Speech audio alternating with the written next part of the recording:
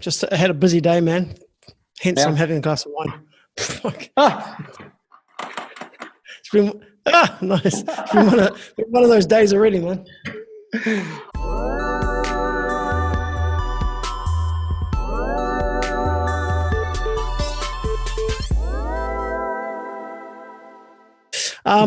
Mate, I don't want to have to tell you I told you so, but I'm going to tell you I told you so. You said, "Oh, this big year, these distance battles. I hope we see it over and over, dude. If we see this, we will never see this again." no, I'm beginning to think that you are very correct in that judgment. Yeah. To be honest, that's why I've prepared a glass of wine today, because I know that I knew that I wouldn't hear that from you. Cheers. Cheers. Cheers. Ooh. Yeah, I think we need that today. That first day of the first day of the strapless. Yeah, Man, dude, that first 30 minutes, I was literally watching going, I'm going to watch this because it's going to get better. It has to get better than this. This must get better. Surely we just cannot push on through this. Just poor Joe staring at that screen, waiting for someone to come on. Who thought going live would be a good idea? Yeah. You know? No, I got your text and your messages when I was away. I couldn't see it live, unfortunately, but I understand what you mean when I saw it later on. It was I mean, the technical difficulties they had. I mean, I've seen all of them. As far as now, we have had 3 days of strapless freestyle and 1 day of 20 freestyle, and I've seen them all, and they can't get the technical stuff right. Look, they are getting better. Yeah, marginally better every day. Yeah. I mean, even last night, you know, there was Liam trying to talk, and hey, give us the double shuckers if you can hear us, and it's like, I mean, you would think if you're Tom Hartman after that first day said, okay, guys, listen, let's pre-record all the things, even the guys who win, so they know they've won. Let's pre-record, get them to send in WhatsApp video, send in anything. Let's make it smoother. I mean, come on, guys. I mean, now, I think I've said 1,000 times on my podcast, they should have done like a NBA bubble type thing in BAKL. You know, BAKL, all these kite camps must be desperate for work. They could have got them all in there. They could have done strapless. They could have done freestyle competitions. You know, we missed the boat again. It's a classic kite surfing bringing up the rear. Yeah, but I don't think, I mean, seeing the situation we have this year, I think it would have been very difficult to try to organize something to bring people to the same place. I saw it even with the... They did it in Denmark. Look, I tell you what, this is how bad the distance battle was. That I would have rather watched a Mikkel Hansen's live stream on his Instagram and watch that, hey, or listen to. What do you mean? That was good. I know, that's what I'm saying. I'd rather watch Mikkel's live stream or Ruben's live stream off his DJ than watch that. I couldn't put myself. And you know, I watched it because I want to know what's happening. I want to know the results. I want to see the matchups. But I mean, I do feel sorry for Joe. I mean, if Joe didn't get off there and just tear strips off them, man, I mean, I don't know. I mean, it was bad. Yeah. Okay, before digging even deeper into it, I want to, I'm just going to start by saying welcome to this this episode 6 of the Forecast Kitesurf Pod. I am actually really looking forward to this discussion today. I know there's a lot of feelings regarding the subject, and we are having a short update on the distance battle. Right now, we have finished the strapless freestyle, and we are in the middle of the twin tip freestyle. And just to remind the audience that when we have discussed this before, I've been a lot more positive about the distance battle than you have, Adrian. And that's why I have prepared a glass of wine today, because I do think I have to say. I think it was funny. I think it was funny. We both turned up today with wine. That just means first episode. We talked about it before, but this was the first episode we actually we both had wine. Yeah. All right. I know there's a special year this year with COVID and everything in travel restrictions, and that's why I was hoping that this format would be actually enjoyable, and hopefully it's something we can look forward seeing in the future as well. But seeing as it is, I'm not that confident that we will anymore. Yeah. To be honest, I don't know if it's fully enjoyable for the riders. The riders I've spoken to are not that amused on it. For example, Ayrton didn't even bother to send in a video. I mean, you can actually now, let's say in the freestyle coming up, we actually have some good matchups. Yeah. There is actually some good matchups. Before that, we had sort of mismatches where guys were pulled in at the last minute. I don't know if you heard that interview with Willow. He got told 2 or 3 days before and said, "Hey, look, Ayrton's out. Can you do a video?" And he said, "I haven't even been writing," but he did it because he's friends with Tom Hartman as a bit of a favor. So I think that really shows how the riders see it, and we're sort of seeing guys who they want to win, but maybe maybe they didn't know. I think a lot of guys. I noticed Valentin's out. Valentin Rodriguez, the world champions, out of the freestyle. I didn't know about that. I actually reached out to those guys today to find out why, but I didn't hear back.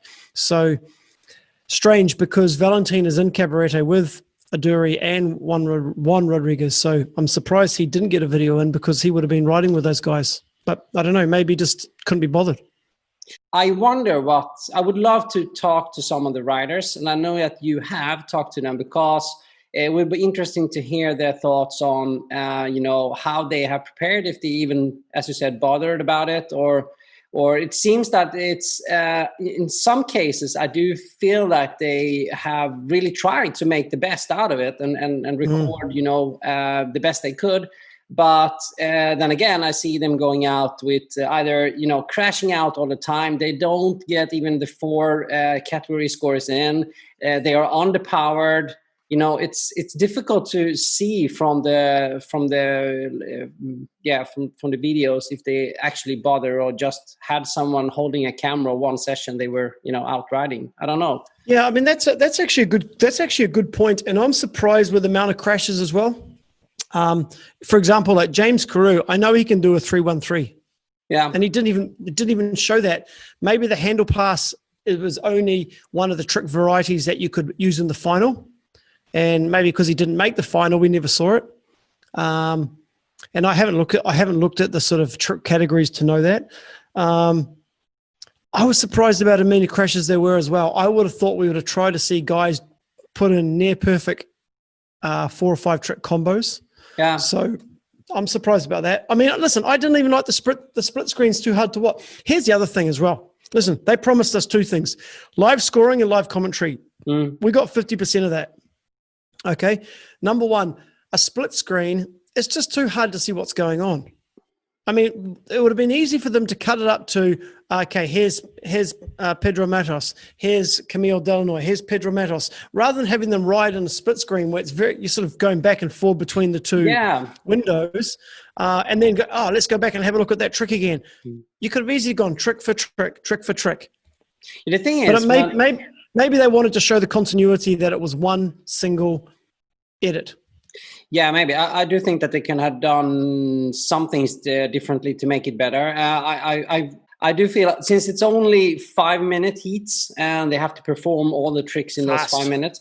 Very fast. I feel like they need to have the split screen if the riders are to go head to head against each other. That would make sense if they had live scoring. But since they don't have live scoring, they can cut and paste and make the heat like 8 minutes or whatever. Because I do agree with you. I find it very difficult to see both riders, especially since it's only 5 minutes. I get they usually do the tricks at the same time. Which makes me a bit, I don't know where I'm supposed to be watching. For example, in freestyle, right? You go in a sequence. Same with strapless. You go in a sequence, right? In freestyle, if you look at freestyle, the guys are on the beach. Sequence 1, 2, 3, 4 go out. So you know what's happening. Everyone's focusing on one. Here we're getting both stuff thrown in our face all the time. So the sequence will run from the lower seed to the high seed. So theoretically, if you're Mika in the women's seed, you're always going last. That gives you an advantage to know where you are. You know, you've seen the scores. You can apply the pressure. But yeah, I don't know. I mean, it's been a little bit overall disappointing. I think it's fair to say. It was also, seeing from... guys, sorry about the mosque going off in the background there. Can you hear that mosque? No. Oh, okay. Maybe it's just me. Then don't worry about it. Maybe I shouldn't drink wine during the mosque.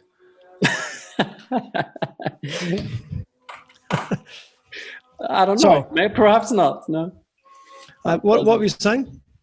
No. Coming from the cold Hawaiian Games and seeing the excitement after the final, everybody running towards the beach where the ride is coming in, and they were sharing and high-fiving, and stoke was really high, and Joe was there, doing his thing where he's the best, prepping for the results and everything. And then the results came, and champagne was flowing around, and then seeing the celebration now with the winners of the strapless, it wasn't even comparable. I felt a little bit sorry about Pedro because he was so happy, and his crew came in and they cheered and they were doing the champagne thing, and then Joe had to say bye.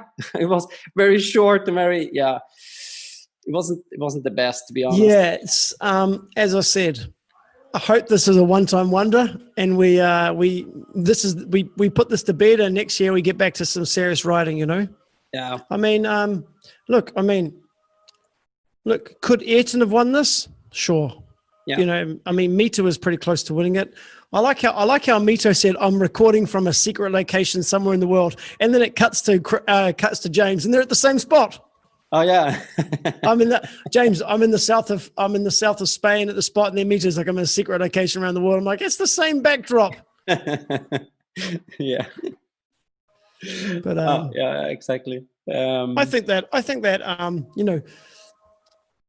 with those top pros pulling out, as a great sort of sign of how people saw this, and how people see it, and I think that there's probably, I think the GKA will probably look at this. I hope they do a debrief and they look at this and but even for me, I looked at that and it made me very, very quickly aware. And as I spoke to Colin Carroll about it, I said, listen, guys, when we're preparing for these whaleys, we were going to do a lot of green screen stuff. But one thing really stood out to me straight away is that, wow, you actually miss a huge dynamic when it's you and a green screen and there's not somebody else. It's very hard to put a show together when you're looking at the production side. So I actually contacted him and said, hey, man, we need to rethink how we're going to film this, because what we don't want to be is have a worse media performance than this, because we're out here slating it. We have to think about that carefully, because look, it's not Joe's fault. It's not their fault. It was the first time they've done it. Yeah, I totally agree. It's a tough one. I just think they should have recorded it. They should have pre-recorded everything, put everything together, and then just released finished products on the set days. Yeah, looking at Joe, he's really trying, and he's doing 100%. the absolute best he can. And I'm astonished how positive he can be, and the stoke he is delivering. Yep. Even though they have so many difficulties with the sound and the technical difficulties, everything. Look, Joe is very, very good at on-the-spot stuff. Keep it, like even at the cold Hawaii Games. Hey, here comes your rider into the beach. Give him a big cheer. Look at that. He's jumping in the air for you guys. He's always on the ball. And if you've watched some of the commentary he's done, like for example, like I don't know if you remember in some of the surf events last year. The surf was tiny, but he was talking it up like it was like this huge breaking wave, and that's the key to a good commentator, right? A commentator can put the meat around the bone to an extent that keeps the people interested. I mean, in those days, especially those GKA days, he can do 6-7 hours in the commentary booth. Yeah. One thing I do think that they should have done, because he has no one to talk to now when he's doing his live commentary. So having two people there would probably make it a lot more dynamic and interesting to listen to. Yeah, I don't want to keep referencing my podcast, but if you go back and listen to my podcast with Joe, we actually spoke about that. We talked about having, like most sports, right? They have like a play-by-play guy and a color guy. Yeah. A play-by-play guy is normally a professional broadcaster. And he keeps bringing in. He moves the product along. He brings in the sponsors. He brings in the next heats. He talks about he introduces the rider, and then your color guy knows the moves. He knows the rider's personality. He knows the sport. And Joe's trying to do both of those roles at one time. And, if you think about what we've seen at the Red Bull King of the Air in the past, we've had two play-by-play guys, and that doesn't work. You need to have a guy who's just going to keep saying, okay, up next in this next heat is Michael Ericsson, Adrian Kerr, Mike McDonald. These guys are from wherever. And then the play-by-play comes in and goes, well, Mike McDonald, I know he rides in Sweden. He puts the meat on the bone. And Joe does all that at one time, which is a lot of work. And we don't see that in any other sports, right? In every sport, we have two guys always in the booth. Yeah.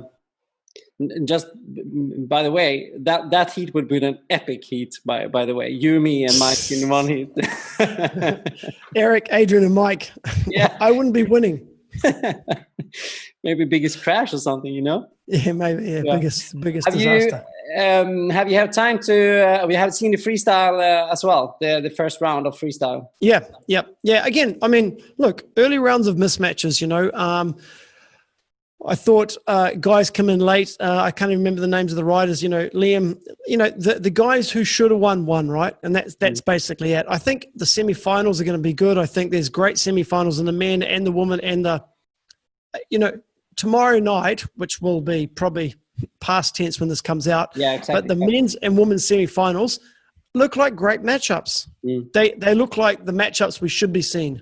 So I'm excited for that. Yeah, me too. I do think that seeing the first round of freestyle, I must say, when it comes to the strapless freestyle, I did think that we will see less crashing and more, as we talked about before, the best heats we have ever seen, the best scores we have ever seen. Yeah.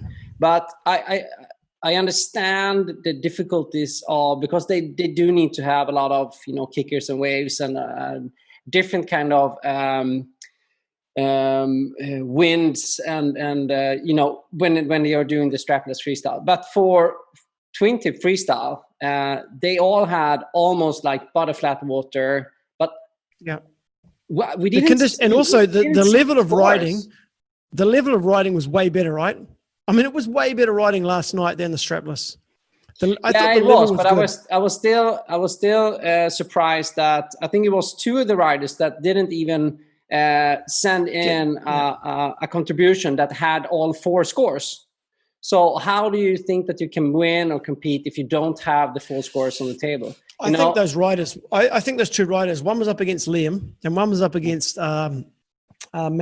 I don't think they're going to win anyway. They're probably just getting their scores in for the sake of getting them in, but we're at like anything, we're at the business end of the season now. The strapless has been put to bed. Yeah. I know that strapless has a big fan following, but let's be honest. Tomorrow night is what people want to see. You've got great semifinals, all could which be finals. Okay, so we're at the business end. So tomorrow night, the GKA have got all online to get it right. So they could turn this around and they could do a fantastic night of semis, an amazing night on Sunday of finals, and we'd say, you know what, it might be okay. But up till this point, I haven't got my hopes up, but the riding has gone like this. The riding has gone. Yeah. And I think we're probably getting to that stage where we are going to see the best riding. We're going to see the best moves. And hopefully the right winners. One thing that when you listen to Maxime Chablot, his interview after he won his heat, it was quite interesting because he said, and this is something that I think is I think is interesting and I like about this format is that he said, wow, I had to learn 2 new tricks because the categories were Chromo and Hinterberger, and I never ever do those. So I had to learn them to be able to send in a contribution, which for me shows that he really wanted to do this. He did the effort, and also it's quite fun that he found a way of learning something new this year, and which I like. That's one of the reasons why I started the Kite Games. I wanted to challenge both me but other people to learn new things. So for him being on that level was really interesting. Doesn't that make you feel bad that it ended Chromo 5 in like one day and good enough to put it in and score points on? Yeah. I think it's pretty strange that they put in different categories. I think it's a good way to separate the tapes, like what what's him saying. You have these for the round 1. You can have these moves as the categories and thing. I do think that is good, but that goes against the actual competition, right? Because in the competition, you go out and then you put your 5 moves together or 6 moves together. Then you're good enough. You go through, you repeat it, But anyway, maybe I'm so anti it now. I'm looking for anything to knock it down with. Yeah, and I want to ask you. Can think about it. I want to hear your thoughts about what's positive about it so far as well. But I do have one more. I do have one more question, because one thing that also I haven't thought about is, when they have the freestyle, the twin tip freestyle tour, they're always like they have the window, and then they have the win that they do have, But when we now had opportunity to record whenever we wanted, they could choose which winds they want to have. They want to have strong winds, light winds, a flat water, whatever. And I thought when Liam started his heat, I was like, he is underpowered. Why is he recording when he is this underpowered? But then I don't know which one. Another writer said that it's much easier to do the grabs on the when you are in light winds. If you're really, really strongly powered, you're not able to be do the grabs. And so I thought maybe that was a technical move from Liam to ride a little bit underpowered or ride in light winds to be able to, because he did a lot of really nice grabs on his tricks, double grabs. Yeah, but very high kite, very high kite positions of everyone, I don't know. I mean, it's a tough one. It's a tough one to know. It's hard to know what the judges are looking for these days. I know a lot of the older riders, they prefer the more powered up, lower moves, but the rotations have got more and more and more that you can't do it unless the kite's higher, And also bigger kites, right? The guys are riding quite big kites. I don't know, man. Let's see. Well, look. This should be arguably Liam's worst tape. The way I look at it, he as the progress, the semifinals should be a better performance, and then the final should be your best performance. Although we've seen some pretty shoddy performances in the finals. I think Mika wasn't so great, but we should see that improve. I guess we'll know from tomorrow night. Yeah, exactly. Oh, sorry. You asked me what's positive about this. Yeah, exactly. What is positive? What do you think is the positive part of this? What can we name? Positives. I think probably some of the positives is it's showcased some younger riders. I think Capucine Delanois, probably it's a great opportunity for her to get her name out there, especially beating Mika. Pedro Matos, he probably enjoyed that little bump of getting your name out there, some of the younger riders. So look, I think the positives are it's an opportunity for showcase younger guys. Another positive, I think that's it. That's it. Honestly, I'm struggling to think of a positive on this. A positive. Look, it finished. Look, here, I'll put it this way. It starts at 10 o'clock for me and it finishes at 11:30 at night. And I've watched all of them. I've gone to bed at 11:30 thinking, why have I stayed up so late to watch this?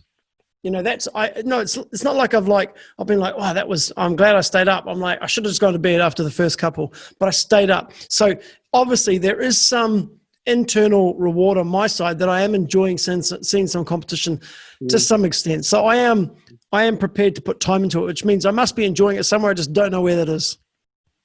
I feel one of the positives that I want to bring up, and you touched on, is that we actually have something to watch and have something to talk about and something to follow, share. I do think that is a positive thing. I would rather have seen a different format. I have to admit, I'm sorry. I am for the online and the digital, whole digital experience. But I would love to see a different format now when I see the results of it. And I don't feel that I get the best in the world to watch. But I do have something to watch, and I enjoy seeing seeing it and having something to watch. And look, Mike, you're right. You're right, but we're also 4 months late. Yeah, the digital experience is gone. The digital experience is gone. People already want the norm again. That's the key, right? People want norm. We're fighting for the norm. We're against the digital side. As I said, I think this is great. It just took them too long to put together, and it's come out too late. Look, if it's the only thing we get, that's a positive. If we get to see Liam, if we get to see a really good, it's a shame we're not going to see. So we're either going to see Liam, Maxine versus Juan or Aduri. I'd like to see Liam versus Aduri because those guys have been 2 and 3 in the world or in the top 2 in the world for the last couple of years, right? It would be great to see those two battling it out. I think if we can get those two in the final, and we can get Mika versus, I don't know, Paula and Mika on the same side. I guess it's going to be Mika versus maybe Pippa. It's a high-quality finals. If we get 2 high-quality finals, then I will be happy. Yeah. 2 high-quality finals, and we see great performances. I'll say, okay, look, the cherry on the top of the cake can make all the difference. Yeah. At the moment, we've got a mud pie, and we're putting some like icing on the top. If we can get that cherry right, I'll say it was a success. But I mean, I know probably people are probably saying that I'm too hard on it, but so far it's been donkey. Do you think it would have been better for them to set a date and organize something and let the people that could come, considering the situation, come there and having a more of an ordinary event, and then don't, since this won't be like a formal world champions being crowned either way, and that we can have like this event crowned champions or whatever, like we see with bigger kite leagues competition in Cold Hawaii. Because to be honest, I enjoyed Cold Hawaii games, as you said. I was there, awesome. but seeing it was awesome.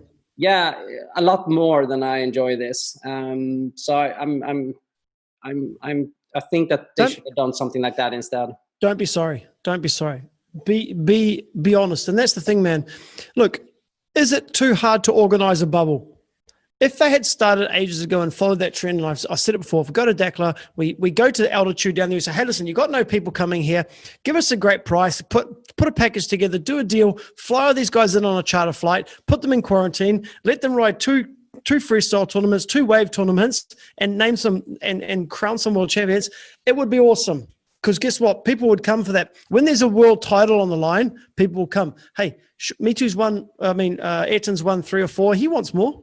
Yeah. Mate, Me Too will come. He wants another one. He hasn't had one in about 6 or 7 years. People will come for that. Yeah. And the people who really want a world title, because there's something about having, you can put down world champion, people will come. Yeah. But maybe that's too much money. Maybe it's a budget thing, and I can understand that. We don't have the budgets for that. So I can understand that. That's potentially not a possibility. But that's what I would prefer to see, like a bubble type situation for the GKA. We call it the GKA bubble, live from Morocco. We could have had good filming in there. The guys could have done a quarantine. We could have got them out. I mean, Spain is open. I mean, the guys are riding in Spain. Why don't we just do it in Tarifa?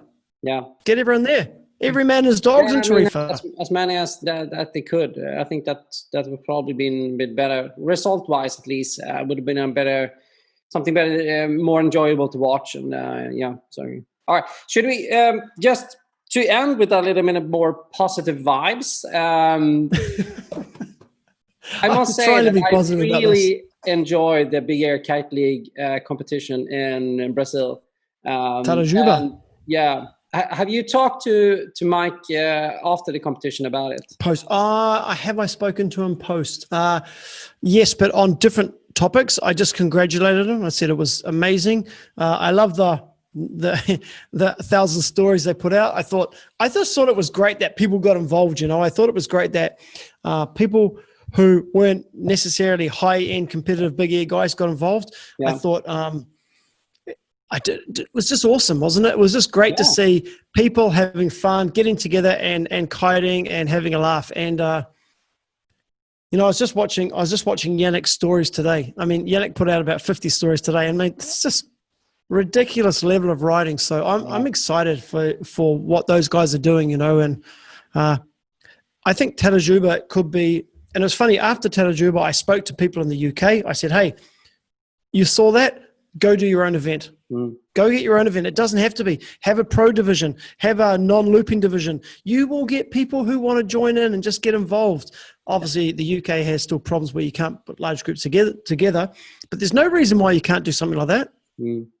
I do think that because one thing that I've taken from, especially from this year, is that it doesn't have to be the very best production. It doesn't have to be the biggest, 100% money involved to give the most enjoyable event for both the riders and also the audience. So I really liked the updates they had on the Big Air Kite League event. And the same thing, as you said, with Mikkel's and Ruben's live stream from Koh Hawaii. And I just think that, we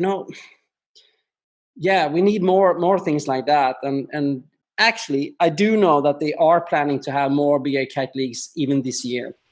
So I'm hoping to that we can. I believe there's going to be one in Cape Town end of the year. Maybe it's going to be a fly to, which is not really a fly to when you're in Cape Town, but I think that they're going to put on. Already they're trying to get a couple of big events because they've done it. They did the first one last year, which was won by Antona Ronja. He won it, and that was the sort of first of the Big Air Kite League events. I think that the snowball is starting to roll. It's starting to pick up pace, and it's exciting that more people saw Tatajuba and thought, "Hey, I can do that. We can have some fun." Hopefully we get some more things to watch, because to be honest, I do feel that I'm missing something. I'm missing being, able to follow some good riding, some nice content when it comes to kite surfing. So hopefully. So so what you're saying is, at the moment they've only got the forecast pod to watch rather than good riding. Just listen to Adrian bitch for the last 40 minutes. By the way, guys, I'm not. Although I'm being hard on it, I think I'm being fair. Honestly, maybe I set out with the wrong intention, but. I was really, and as you say, man, I really do feel sorry for Joe, because he's doing his very, very best to hold that together. And I think the next 2 days can save it. Yeah, they still have, as you said, two more days to finish off in the best way. But to be honest, I don't think that I don't think there's anyone that has been watching, what we have seen so far, saying that you're not being fair. Guys, contact me directly, Kitesurf365, if you have a problem, and I'll happily talk to you. You see that it is a little bit hard for me to admit that this wasn't a really good idea. Yeah, you were like, we should see this every year. This is going to be the future of kiteboarding, and I was like, dude, I hope not.